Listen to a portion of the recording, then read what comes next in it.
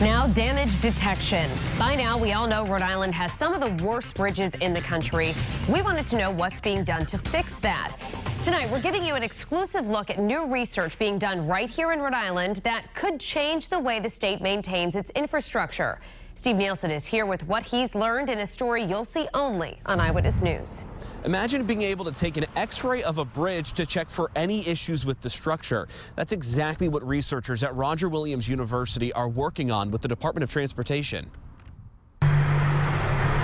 Problems on the surface of a road or bridge are easy to spot. Cracks, corrosion, and potholes are clear signs a repair is needed.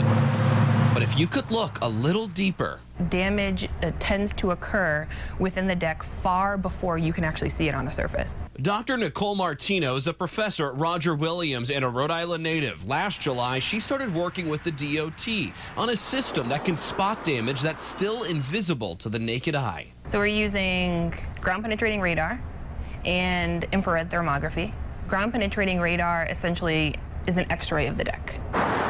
I went to the Department of Transportation to talk with one of their chief engineers. He tells me spotting damage early on is critical because crews can repair small problems on a bridge before they become big and expensive ones. It would save a lot of money during the inspection process and also a lot of money during construction. It allows you to pinpoint exactly where you need to do that work. Exactly. So how does the system work? First, RIDOT does an x-ray of a bridge with radar. If there is an area that could be damaged, that signal is weak. If there is no damage, that signal is very bright. Then they use an infrared scanner on the same areas. Those surface temperatures can give us an indication of damage within the deck. Researchers at Roger Williams analyze and compare both sets of data to create a virtual map of the bridge, pinpointing strong points and weak points. We put them in color, so damaged areas are areas that seem to be damaged according to our analysis. We put in red. Areas that look healthy, we put in green. Then RIDOT workers use that map to find exactly where repairs are needed. We're excited. We think it's going to save us a lot of time. It's going to save us a lot of money. Now, this project is still in the research phase. About 10 bridges have been scanned so far. RIDOT tells me, though, that they're hoping to have the project up fully running by the spring of 2017. Coming up new at 6, I'll show you exactly how much taxpayer money they hope to save by using this.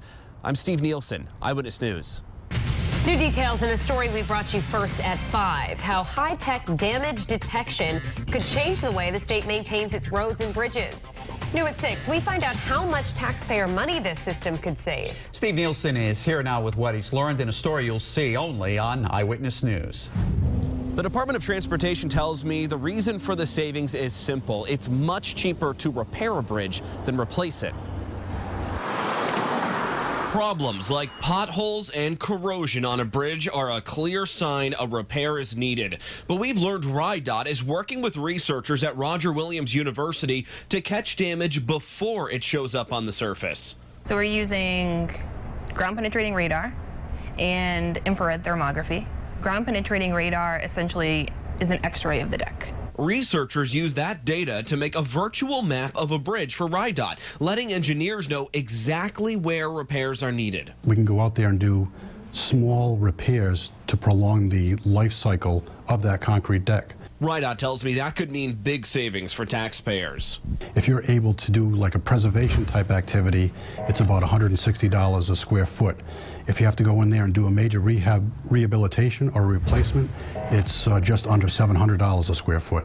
Add that up over thousands of square feet of a bridge deck, and you're talking a difference well into the millions. On top of that, researchers say this technology could also help the state avoid unnecessary repairs on older bridges that are still in good shape. As bridges age, you tend to think, oh, maybe there's something wrong with it. But when you have these methods that say they're in good condition, you don't need to worry about them. You can put your focus and your time and your money into, what is needed now.